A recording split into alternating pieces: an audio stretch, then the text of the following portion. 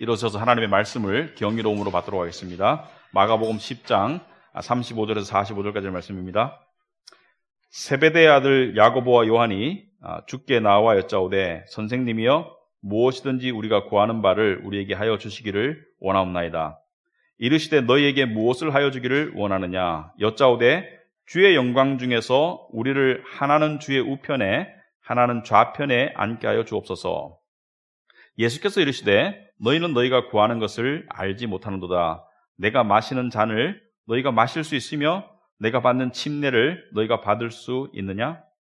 그들이 말하되 할 수 있나이다. 예수께서 이르시되 너희는 내가 마시는 잔을 마시며 내가 받는 침례를 받으려니와 내 좌우편에 앉는 것은 내가 줄 것이 아니라 누구를 위하여 준비되었든지 그들이 얻을 것이니라.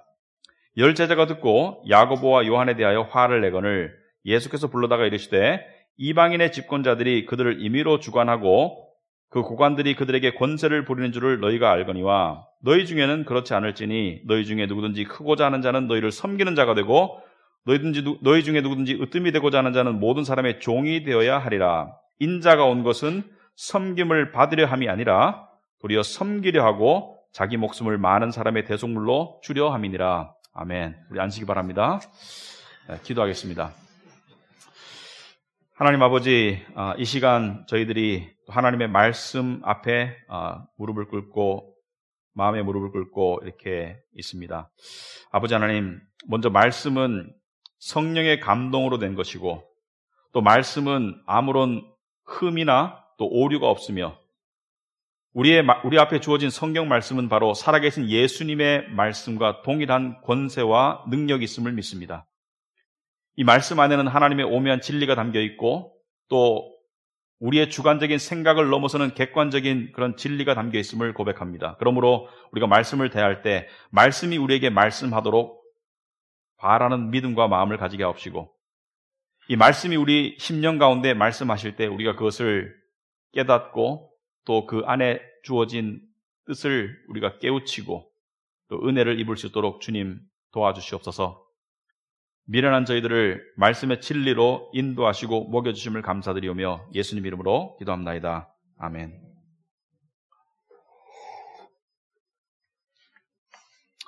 우리 몇 년 전인가요? 이 사회면에 좀 기사가 된 게 있습니다. 여러분 선풍기 아줌마라고 기억나시는가요? 이렇게 이제 성형 수술을 너무 자주 많이 해서 얼굴이 선풍기 같이 커진 분 이야기가 굉장히 이렇게 매스컴에 나온 적이 있습니다. 여러분 다 아실 거예요. 그런데 이분이 원래 이렇게 옛날 사진을 보면 원래 예뻤습니다. 그런데 더 예뻐지기 위해서 성형 수술을 너무 많이 자주 하다 보니까 나중에 그 부작용으로 얼굴이 선풍기까지 커졌고 그것을 얼굴을 되돌리려고 재건 수술을 했는데 원래대로는 돌아가기가 불가능했습니다. 우리는 우리 지금 모습보다 더 영광스러워지고 더 잘나고자 하는 욕망을 다 가지고 있는데요. 그런데 아이러니하게도 그 욕망 때문에 현재를 망가뜨릴 때가 참 많습니다. 사실 현재 우리의 모습도 괜찮은데 현재 우리의 가진 것도 괜찮은데 그 영광을 추구하고자 하는 그 더 나아지고자 하는 욕망이 너무 강해서 현재를 망가뜨릴 때가 참 많다. 그래서 인생은 참 아이러니하게도 나아지려는 노력 속에 퇴보하는 사람이 많습니다. 미래를 바라보는 그러한 열망하는 그런 갈망 속에서 현재를 망치는 사람이 많습니다. 우리 믿는 사람들은 그러한 우리의 인간의 내적인 본능을 하나님과의 관계 속에서 어떻게 다뤄나가야 되는 것인가? 여러분 만약에 하나님께서 여러분에게 네가 원하는 것 한 가지가 무엇이니? 묻는다면 여러분 무엇을 말씀하시겠습니까? 정말로 하나님이 들어줄 수 있다면 정말로 하나님이 네가 원하는 소원 한 가지를 들어줄게 네가 원하는 한 가지가 무엇이니라고 묻는다면 여러분은 뭐라고 말하시겠습니까? 우리 찬양 중에 내가 원하는 것 한 가지 주님의 기쁨이 되는 것 이런 찬양들이 있죠. 사실 찬양 부를 때마다 우리는 회개하는 마음을 가져야 됩니다. 왜냐하면 우리가 입으로 고백하는 것과 우리 마음속의 생각이 많이 다르죠. 우리가 정말 원하는 것은 주님의 기쁨이 되는 것이 아니라 나의 영광을 추구함이 상당히 강하죠. 그런데 저는 이 질문을 이렇게 바꿔 묻고 싶습니다. 여러분이 정말로 원하는 것을 하나님께 구해받는가? 하나님이 주시던가?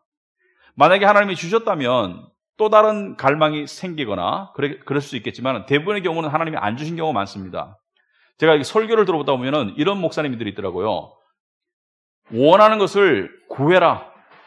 그리고 믿어라. 그러면 믿음대로 하나님이 주실 것이다. 그러니까 우리가 믿음만 가지면 하나님이 이루어 주신다고 주장하는 설교가 있는 반면에 어떤 목사님도 이런 설교를 하시더라고요. 우리가 정말 구하는 것의 95% 이상은 하나님이 안 들어주신다. 어느 게 맞는 것 같습니까? 단순하게 대답하기가 힘들죠.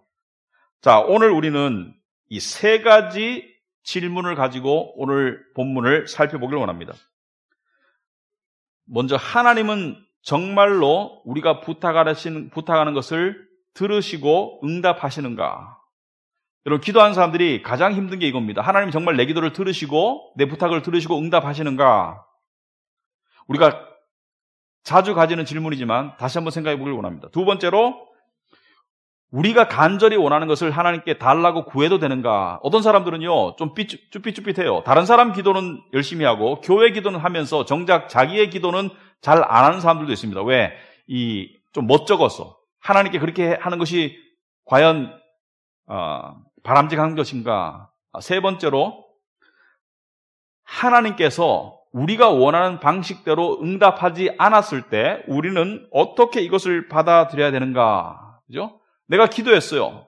근데 하나님께서 전혀 내가 원하는 방식으로 응답 안 하셨다는 결론에 도달했을 때 우리는 그것을 어떻게 이해해야 되는가? 하나님은 기도에 응답하신다면서 그것을 어떻게 받아들여야 되는가? 우리가 평소에 가지고 있는 질문이지만 다시 한번 생각해 보기를 원합니다. 자, 오늘 본문은 이 세베대 아들, 세베대라는 이 한 아버지를 둔 요한과 야고보, 그러니까 둘이 형제입니다. 예수님의 제자 중에 두 명이죠. 요한과 야고보, 요한. 이 두 사람의 이야기로 출발되는데 바로 앞에 이 32절부터 34절, 오늘 35절부터 읽었지만 그 앞에 세 절을 읽어보면은 지금 어떠한 상황에서 이런 얘기가 나오는지를 우리가 알아야 됩니다. 어떠한 문맥에서 예수님께서는 이 제자들에게 마가복음 또 다른 복음에서 보면은 거듭해서 하신 말씀이 있습니다. 무엇이냐면은 내 때를 이야기하셨고요. 내가 지금 십자가에서 죽을 것이다. 고난당하고 죽을 것이다. 그리고 부활할 것이다. 그래서 이 중요한 당신의 복음을 계속 이야기했는데 지금 이 야고보와 요한의 이 사건 앞에 예수님께서는 또 그것을 말씀하셨는데 이게 마지막 말씀입니다. 왜냐하면 이제 곧 십자가에 죽으실 거기 때문에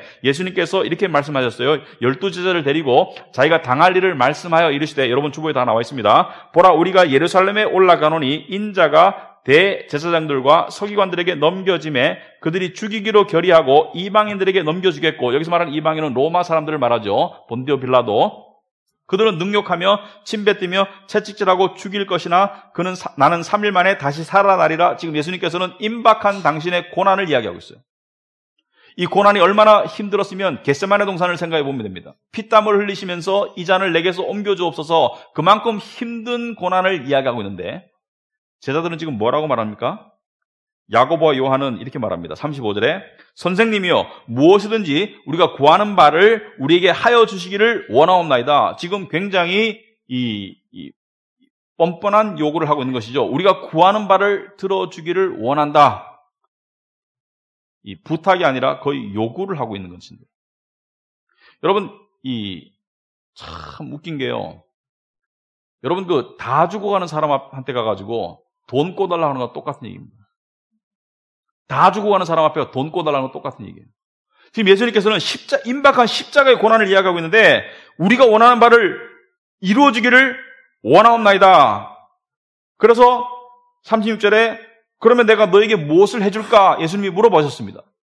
그러니까 이들이 말하는 것은 여짜오되 주의 영광 중에서 당신이 영광스럽게 될 때, 오늘날 말하면 당신이 한 자리 할 때 우리 둘 중에 하나는 당신의 우편에, 하나는 당신의 좌편에 앉게 하여 주옵소서. 지금 이들이 말하는 것은 무엇이냐면은 이들은 여전히 예수님께서 예루살렘에 들어가면은 다윗의 뒤를 이어서 오실 메시아가 이스라엘을 다시 부강한 나라로 만들 것이다. 구체적으로 말하자면 로마의 압제로부터 해방시키고 예수님이 왕이 될 것이다. 예수님이 왕이 되시면 그때 우리를 최측근이니까 우리를 가장 높은 자리에 앉혀 주옵소서, 국무총리와 경제부 장관을 시켜주옵소서, 이렇게 말하는 거예요.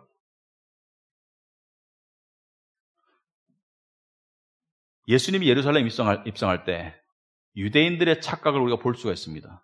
호산나 호산나 하면서 다윗의 왕이여, 왕으로 오신 다윗의 왕이여 하면서 종려나무 가지를 흔들고 자기들의 겉옷을 벗어서 벗어서 길가에 깔고 이랬죠. 왜 그렇습니까? 예수님이 어떻게 해서든지 이스라엘을 재건하고 왕이 되어서 이스라엘을 다시 번영하고 영광스러운 나라로 만들 거라고 굳게 믿었기 때문에 그렇게 했는데, 힘없이 잡히는 모습을 보고 실망한 군중들이, 똑같은 군중이었습니다. 십자가에 못 박아라 이렇게 한 거예요. 제자들도 여전히 좀 착각하고 있는 거예요. 그렇게 이야기했는데 착각하고 있는 거예요. 그런데 당신의 영광 중에서 우리를 하나는 주의 우편에 하나는 좌편에 앉게 하여 주옵소서. 이게 무슨 말이냐면은, 당신이 이 땅의 영광을 취할 때 우리를 기억하고 우리를 높은 자리에 앉게 하여 주옵소서. 이들이 왜 이런 주장을 했는가? 이들은 예수님의 측근이라고 생각했습니다. 사실 측근이 맞아요. 예수님의 12제자 중에 예수님의 측근이 3-4명 있습니다. 베드로, 야고보, 요한, 안드레. 그러니까 측근이니까 우리를 좌편 우편에 앉게 해 주옵소서. 다른 10명의 제자들이 화를 내죠. 저들이 먼저 청탁하는구나. 먼저 앞자리에 찾으려고 하는구나. 자, 그런데 예수님께서 놀랍게도 이들을 책망하거나 이들의 요구를 거절하지 않습니다. 이들의 요구가 잘못되었음에도 불구하고 이들을 책망하거나 이들의 요구를 거절하지 않고, 우리가 어떤 기도를 하든지 간에 예수님께서 우리를 거절하지 않습니다. 왜 거절하지 않을까요? 왜냐하면은 예수님께서는 이들의 기도를 들어주십니다. 그러나 완전히 다른 방법으로, 훨씬 더 나은 방법으로 들어주십니다. 그래서 예수님께서 38절에 예수께서 이르시되 너희는 너희가 구하는 것을 알지 못하는도다. 내가 마시는 잔을 너희가 마실 수 있으며 내가 받는 세례를 너희가 받을 수 있느냐 이렇게 말씀하세요. 무슨 말이냐면은, 너희가 지금 영광을 구하고 있는데 너희가 지금 무엇을 구하는지 알지 못하는도다. 이건 2가지 의미가 있습니다. 첫째는 예수님이 말씀하시는 영광과 이들이 구하는 영광은 차이가 있어요. 이들이 구하는 영광은 세상의 영광입니다. 이들이 구하는 영광은 현실 세계의 영광입니다. 이들이 구하는 영광은 바로 닥칠 삶에 주어질 영광을 구하고 있습니다. 그러니까 현재 지금 이 땅에서의 영광을 구하고 있는데, 예수님이 말씀하시는 영광은 그 영광이 아니고, 이 땅의 영광은 사라질 영광이고 이 땅의 영광은 속이는 영광이지만은, 예수님께서는 내가 너희를 영광의 자리로 갖다 놓을 길을 알려주마. 그리고 너희가 영광 받을 수 있도록 해줄게. 그때 말씀하시는 영광은 무엇입니까? 바로 하늘의 영광을 이야기하고 있습니다.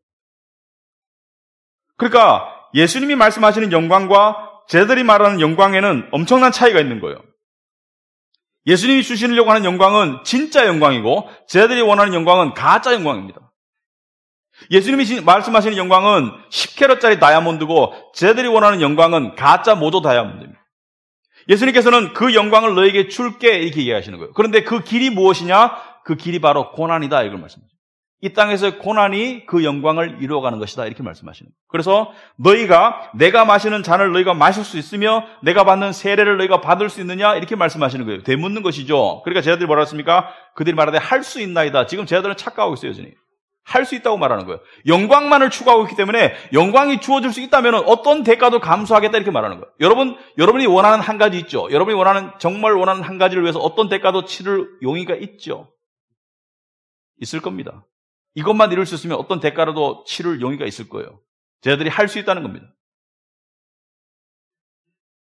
여기서 말하는 내가 마시는 잔, 내가 받는 세례는 무엇을 상징하느냐? 첫 번째, 잔은 바로 죄인들에게 쏟아질 하나님의 진노의 형벌을 의미합니다. 예수님께서 십자가 위에서 받으실 하나님의 형벌을 의미한다. 그러니까 고난과 죽임 당하심을 의미하고요. 침례, 세례는 무엇을 의미하느냐? 여러분, 세례는 우리가 생각할 때 세례는 죄를 씻김 받는 것을 상징한다. 그리고 그리스도와 하나됨을 상징한다. 거듭남을 상징한다. 구원을 상징한다. 맞는 말입니다. 하지만 세례에는 2가지 의미가 있습니다. 세례는 첫째는 옛 자아가 죽고 새로운 피조물로 거듭나는 것을 의미합니다. 그러니까 세례는 2가지 의미가 있어요. 옛 자아가 죽고 새로운 피조물로 거듭난다. 그러므로 세례는 옛 자아에 대한 하나님의 심판이 의미되어 있어요. 그리고 새로운 자아에 대한 하나님의 축복이 의미되어 있습니다. 그러니까 세례는 2가지 의미가 있는 거예요. 그러니까 세례에 쓰이는 물을 생각해 보시면은, 물은 노아의 홍수의 물은 죄를 향한 하나님의 심판이 담겨 있는 거예요. 그 다음에 2번째 물, 성전 안에 대하에 담겨있던 그 물은 정결을 의미하는 거예요. 씻음받음, 죄를 씻음받음을 의미합니다. 그래서 같은 물이지만 하나님의 심판을 의미하고 정결함을 의미한다. 그렇게 보았을 때 지금 예수님이 말씀하시는 이 세례의 의미는 첫 번째 의미입니다. 바로 당신이 십자가에서 받으실 심판을 의미합니다. 그 심판의 물이 당신을 엄습할 것이다. 그래서 잔과 세례는 여기서 말하는 너희가 내 잔을 마실 수 있으며 내 세례를 받을 수 있는가? 이것은 무엇을 말하는 것입니까? 이것은 너희가 내가 받을 고난과 죽임당함을 감당할 수 있겠느냐? 이걸 묻는 거예요. 왜? 너희가 영광을 원한다면 영광은 고난을 통해서 이루어지는 것이라는 것을 말씀하시는 거예요. 진정한 영광은 이 땅의 고난을 통해서 이루어지는 것이다. 이 땅의 죽음, 자기 부인, 고난을 통해서 이루어지는 것이다. 그런데 제자들이 그들이 말하되 할 수 있나이다 말하는 거예요. 여전히 깨닫지 못하고 할 수 있다고 말하는 것이죠. 할 수 있다. 마치 너희가 나를 3번 부인할 것이다. 모두가 다 나를 버리고 떠날 것이다. 하지만 제자들은 우리가 예수를 버리지 않겠습니다라고 고백한 것처럼 이들은 자기 자신의 상황을 모르고 할 수 있다라고 말하니까 예수께서 이르시되 39절에 그러면 너희가 내가 마시는 잔을 마시며 내가 받는 세례를 받을 것이다 이렇게 말하고 있습니다. 그러면은 너희가 무슨 말입니까? 그러면 고난도 받고 심지어 죽임 당함도 당할 것이다 이렇게 말씀하시는 겁니다. 자, 돌이켜보면은 영광을 원하는 이들의 기도를 예수님은 책망하지 않았습니다. 오히려 예수님께서는 이들의 기도를 예수님의 방법으로, 하나님의 방법으로, 진짜 방법으로 응답하시겠다고 하시는 거예요. 제자들의 삶을 역사 속에서 살펴보면 이들은 다 고난을 받았습니다. 예수님의 예언에 따라서. 이들의 대부분은 순교했습니다. 예수님의 예언에 따라서. 그리고 이들은 지금 영원한 영광 가운데 들어가 있습니다. 응답 받았습니까? 안 받았습니까? 응답 받았어요. 예수님의 예언대로 되었습니까? 안 됐습니까? 예수님의 예언대로 되었습니다. 그런데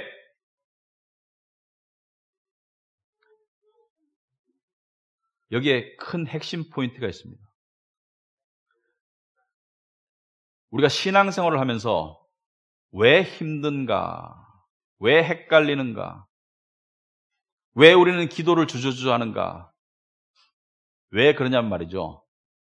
제자들처럼 우리는 이 땅의 영광을 지나치게 추구하고 있어요. 이 땅의 즉각적이고 현실적인 영광을 추구하고 있어요.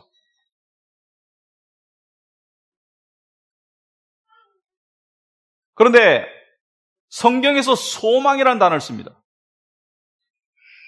여러분은 소망이 무엇입니까? 라고 물으면 여러분의 머릿속에 여러 가지 소망이 떠오르겠지만 우리들 머릿속에 떠오르는 소망 중에서 성경에서 정의하는 소망의 내용과 부합하는 소망은 거의 없습니다.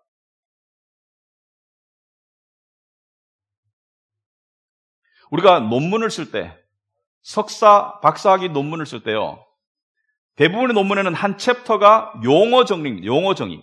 이 논문에서 이 낱말을 쓸 때는 이 뜻이다.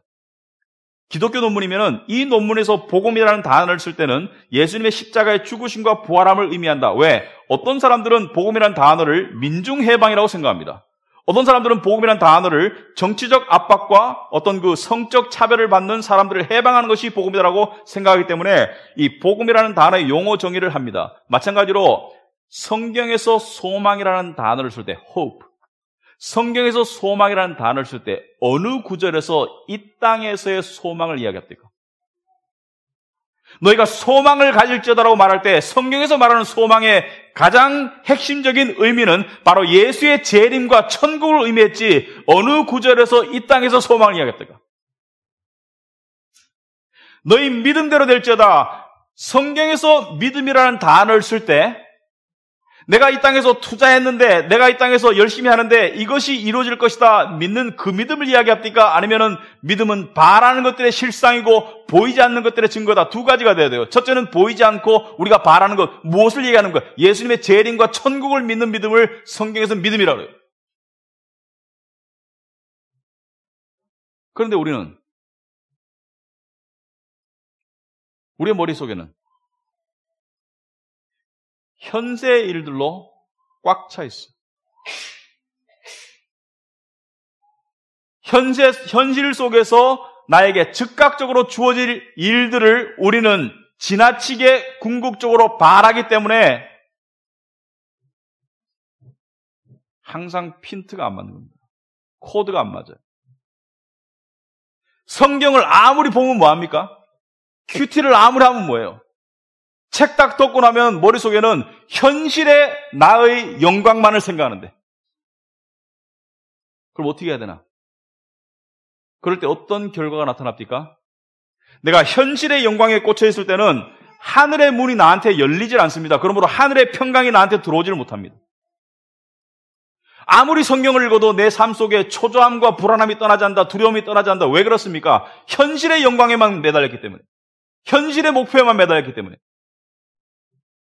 우리 그리스도인은 천국의 백성이기 때문에 점점 더 하루아침에 되지는 않겠지만은 우리의 삶의 관심과 우리의 삶의 소망과 우리의 삶의 갈망이 점점 더 천국을 향해 나아가야 되는데, 오실 예수님을 바라는 믿음으로 나아가야 되는데 이 땅의 일만 생각하니까.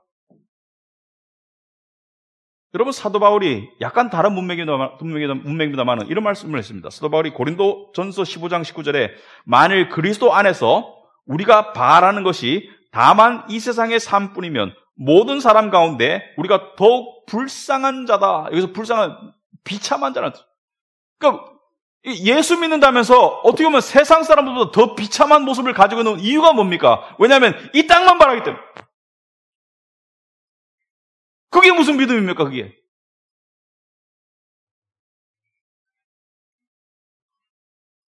우리가 말하는 기복신앙, 율법신앙, 인본주의, 이 기독교의 잘못된 변형된 형태들, 그러니까 진정한 모습이 아니라 잘못된 형태들은 모두가 기독교를 현세화한 거예요. 기독교를 현세화하면 그런 모습들이 나타납니다. 그러니까 성경을 읽을 때 이 진리의 말씀이 나에게 말하는 것이 아니라 내가 가지고 있는 욕망, 내가 가지고 있는 생각, 내가 가지고 있는 것을 그 렌즈를 통해서 성경을 바라보니까 성경 구절을 내 마음대로 해석해. 예를 들어서 사람들이 좋아하는 말씀이 있습니다. 예를 들어서 로마서 8장에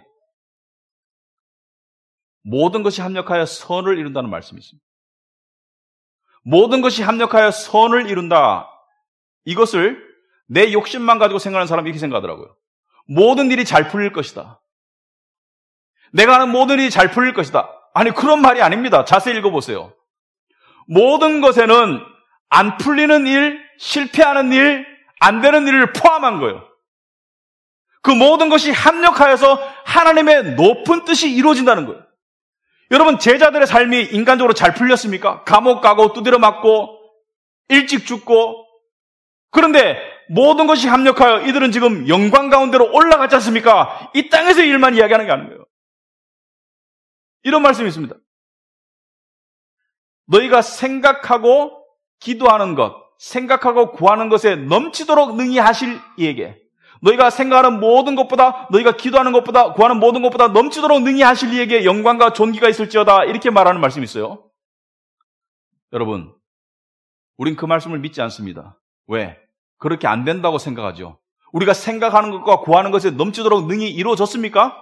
안 이루어졌지 않습니까? 왜 안 이루어졌다고 생각하는 것입니까? 우리는 이 땅만을 생각하고 즉각적인 결과만을 노리기 때문에 그렇지만은 모든 것에 넘치도록 능히 이루실 하나님은 영혼을 바라보고 하시는 말씀이에요. 우리가 이 땅에서 안전을 구합니다. 여러분, 이 땅에서 안전이 어디 있습니까? 그러나 하나님은 가장 안전한 세상으로 우리를 데려가실 겁니다. 그게 천국이에요. 우리는 평안을 원합니다. 우리는 안락을 원하고 풍요를 원해요. 그걸 나무라지 않습니다. 하나님이 풍요를 원하느냐? 풍요를 줄게. 응답하실 거예요. 이 땅에서 부자를 안 만들어 주시더라도 천국 가면 천국에 부족한 게 뭐가 있겠습니까? 그런데 우리는 이래요. 그건 나중 일이고 지금이 시급하다. 아니요. 나중 일을 생각하는 게 믿음이고 그게 기독교인의 소망이고 그것을 생각하고 그것을 바라고 그것을 믿어 나가는 사람에게 현실이 달라지는 거예요. 여러분, 예를 한번 들어봅시다. 이론적으로. 여러분이 정말 원하는 것을 골똘히 생각하고 골똘히 고민한다고 칩시다. 생각은 해야 돼요. 그렇지만 너무 지나치게 생각하고 너무 지나치게 근심하고 초조해하고 불안해하고 안 이루어질까 봐 두려워하고 그렇게 생각한다고 칩시다. 그래서 뭐가 나아지는입니까? 그래서 나아지는 게 뭡니까? 아무것도 없습니다. 예수님께서 너희가 근심한다고 키를 한 자나 더 자랄 수 있게 할 수 있느냐? 염려한다고 키가 조금이라도 자랄 수 있게 할 수 있느냐? 안 된다는 거예요. 염려가 이룰 수 있는 게 뭡니까? 그러나 그것을 벗어나서 아니 나의 궁극적인 소망은 하늘나라이지, 지금은 내가 육신의 생각이 가득 차 있지만 조금씩 하늘나라로 소망을 옮겨가는 사람에게는 어떤 결과가 나타납니까? 현실의 조건은 똑같아요. 잘 되는 것, 안 되는 것 똑같은 조건을 가지고 있지만 내 안에 무엇이 들어옵니까? 바로 하늘의 평강이 임하는 거예요. 그러므로 사람의 외적 조건은 똑같지만 내적인 상태가 엄청나게 달라집니다. 현실의 욕망에 휩싸여 사는 사람은 점점 더 영적인 에너지가 고갈되고요, 사람 속에 열매가 맺히지 않는 지난주에 얘기한 그 세 번째 밭, 가시덤불 밭이 되는 거예요. 그러나 현실 속에서 하늘의 소망을 두고 하늘의 믿음으로 나아가는 사람은 점점 더 옥토가 되는 거예요. 제가 옥토가 되기 위해서는 세 가지가 되는데, 첫째는 말씀, 둘째는 기도, 세 번째 회개가 돼야 되는데, 가시덤불에서 가시덤불이 왜 자랍니까? 가시덤불 밭에 가시덤불이 왜 자랍니까? 가시덤불은 다른 밭에 자라는 게 아니라 내 밭에 자라는 거예요. 내 마음속에 자라고 있는 거죠. 내 마음속에 현실에 관한 욕망과 탐심과 욕심과 걱정이 너무 크면 그게 가시덤불이 된다는 거죠. 가시덤불은 누가 키우고 있습니까? 내가 키우고 있는 거예요. 그 가시덤불은 내가 버려야 될, 회개해야 될 가시덤불이 올시다. 그 가시덤불을 죽이는 것은 하나님의 말씀을 통한 나의 순종이 죽이는 것이지, 내가 가시덤불을 붙잡고 있는데 어떻게 열매가 납니까? 근데 그 가시덤불이 누구를 해쳐요? 나를 해쳐요. 그러므로 현실의 욕망을 꼭 붙잡고 있으면 내가 망합니다. 우리는 너무나 세속화된 교회 문화 속에 살고 있습니다. 새벽기도 열심히 하면 뭐예요? 맨날 바라는 것은 절에서 비는 거나 교회에서 비는 거나 무당한테 비는 거나 똑같으면 그건 뭐예요?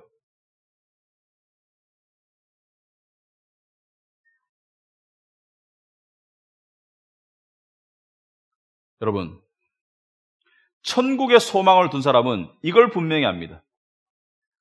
나에게 어떤 일이 있든지 간에 나의 종착역은 영광이에요. 나에게 어떤 일이 있든지 간에 나의 종착역은 영광입니다. 우리는 이미 그 열차 안에 타 있어요. 지난달 5월달 22일 날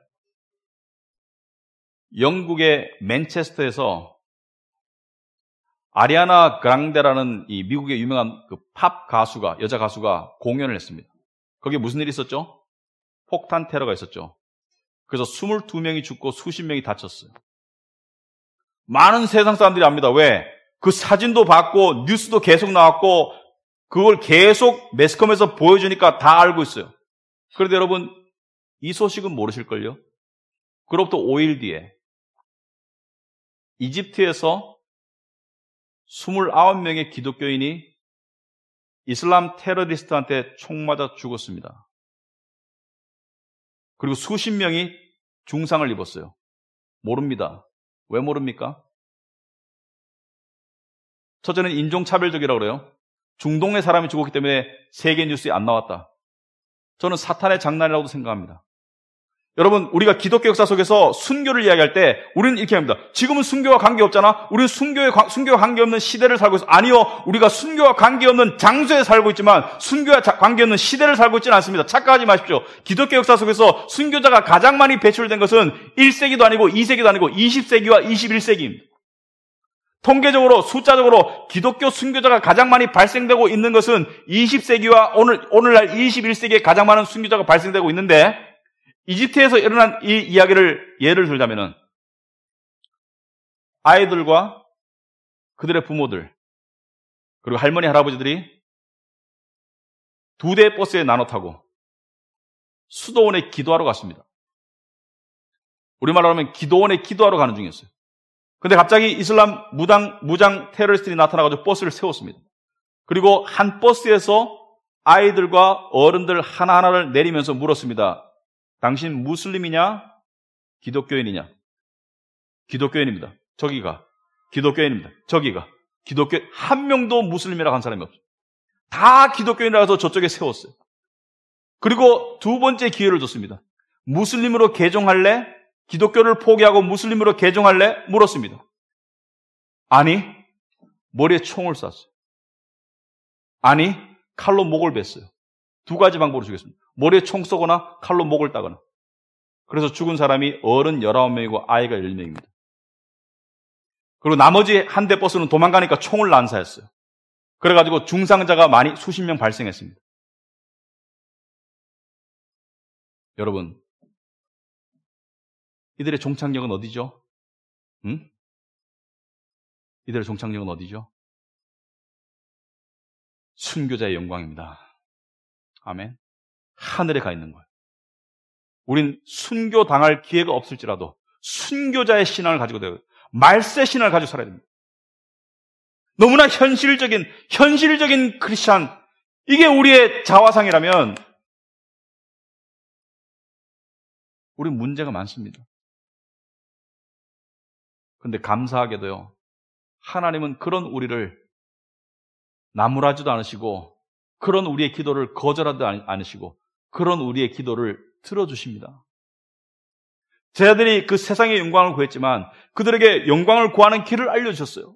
고난이 영광을 구하는 길이다. 그리고 이렇게 말씀하셨습니다. 42절에 예수께서 불러다가 이르시되, 제자들에게 불러다가 이르시되, 이방인의 집권자들이 그들을 임의로 주관하고 그 고관들이 그들에게 권세를 부리는 줄을 너희가 알거니와. 이방인들은 영광이 이런 것 아니냐? 남의 위에 군림해서 남을 부리는 게 영광 아니냐? 그죠? 남에게 인정받고 관심받고 남의 위에 군림하고 돈 쓰면서 힘을 과시하고 이 영광 아닙니까? 그런데 예수님께서는 43절에 너희 중에는 그렇지 않을지니 너희 중에 누구든지 크고자 하는 자는 너희를 섬기는 자가 되어라. 크고자 하는 자는 너희를 섬기는 자가 되어라. 그러니까 교회로 따지면은 높은 신분에 올라갈수록 섬기는 자가 되어라. 근데 군림하는 자가 되고 있잖아요. 너희 중에 누구든지 으뜸이 되고자 하는 자는 모든 사람의 종이 되어야 하리라. 1등이 되고 싶은 그 마음을 버리라는 게 아닙니다. 영광을 추구하는 그 마음을 버리라는 게 아니에요. 1등이 되고 싶으면 꼴찌가 되라는 거예요. 1등이 되고 싶으면 기꺼이 꼴찌가 되라는 거예요. 인자가 온 것은 섬김을 받으려 함이 아니라 도리어 섬기려고 왔다. 바로 고난과 자기 부인의 삶을 이야기하는 것입니다. 내 욕망이 너무 앞서잖아요. 우리 영혼을 죽입니다.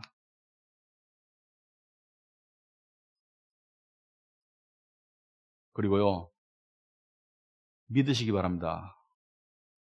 여러분이 가지고 있는 모든 갈망, 하나님이 어떤 식으로든지 여러분이 상상할 수 없는 이상으로 응답하실 거예요. 내 병을 고쳐달라. 이 땅에서 병을 고쳐주시든지 아니면 영원히 썩지 않은 몸을 예비하고 계십니다. 나에게 완벽한 배우자가 필요한데 우리의 진정한 배우자가 누구입니까? 지금 있는 배우자가 우리의 영원한 배우자는 아니지 않습니까? 바로 주님이 우리의 신랑 된다고 말씀하지 않았습니까? 어떤 여자분이 캄보디아로 선교사로 가게 됐는데 선교 이거 혼자 하기 감당하기 곤란하니까 저한테 맞는 배우자를 달라고 기도했어요. 그래서 주님의 응답이 왔습니다. 나보다 너에게 더 좋은 배우자가 있느냐? 그래서 이것을 믿고 갔어요. 그 사람이 지금 결혼했는지 안 했는지 모르겠습니다만은 여러분, 주님을 가장 바라는 사람이 가장 평강하고 가장 행복한 사람이에요. 그 이외의 것은 덤으로 주어지는 겁니다. 세상의 배우자는 덤으로 주어지는 거예요.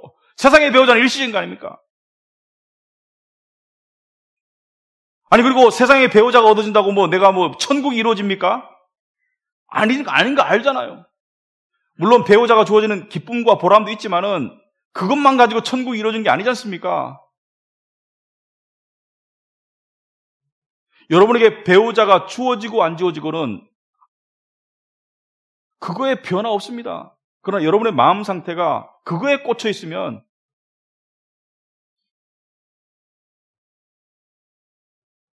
다른 것도 마찬가지죠. 세상에서 성공, 이룸 필요하죠. 하지만 궁극적으로 아무리 이루어도 욕심을 채울 수 없습니다. 천국이 우리의 종착역입니다. 그래서 말세 신앙이 필요합니다. 천국만을 바라보고 세상을 무시하라는 게 아니라요. 세상을 살아가지만 마음의 중심이 천국으로 점점 향하지 않으면, 예수의 제 이름으로 향하지 않으면 그 가짜 신앙이에요. 저를 포함해서 여러분들이 우리 회개해야 되는 것입니다. 그리고 마지막으로, 그럼 기도해야 되냐 말아야 되냐? 기도하세요. 여러분의 가슴 속에 있는, 여러분의 가슴 속에 여러분을 괴롭히는 기도 제목들 기도하세요. 갈망들을 기도하세요. 왜? 두 가지이기 때문에. 첫째는 하나님이 어떤 식으로든지 응답하실 겁니다. 응답하실 거예요. 하나님 집이 없어요. 집을 주세요. 기도하세요. 이 땅에서 안 주면 다음 세상에 집을 줄 겁니다. 두 번째 이유는, 그걸 여러분이 꼭 누르고 있잖아요. 그러면 여러분의 애간장을 녹이죠. 빌립보서 4장 6절에 아무것도 염려하지 말고 다만 모든 일에 기도와 간구로 너희 구할 것을 감사함으로 하나님께 아뢰라고 하지 않습니까?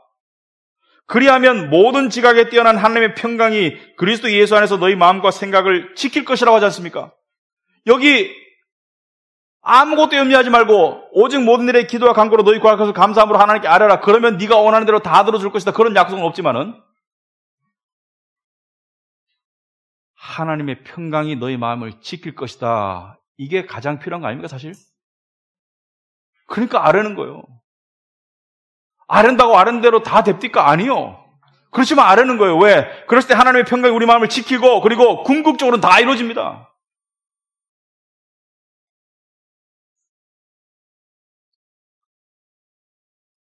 제가 목회하면서요, 저도 인간인지라 이런 기도 할 때가 있습니다.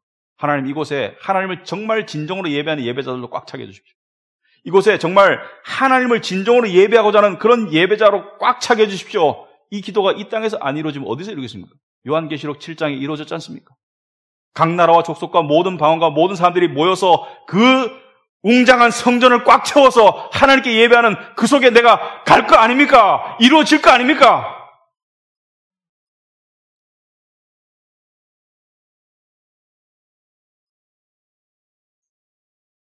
자기 자신에게 가장 악랄한 존재는 자기 자신입니다.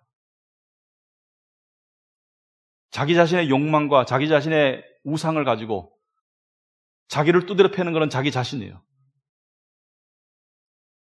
그러나 하나님은 이렇게 말합니다. 너를 두드려 패지 말고 하늘 문을 두드려라. 어떤 식으로든 응답하마. 그리고 어느 날 우리가 주님 앞에 섰을 때 우리는 입을 열지 못할 거예요. 왜? 우리가 생각하고 구하는 모든 것이 다 이루어질 겁니다. 다 이루어질 겁니다. 그때 우리는 할렐루야, 다 이루어졌네.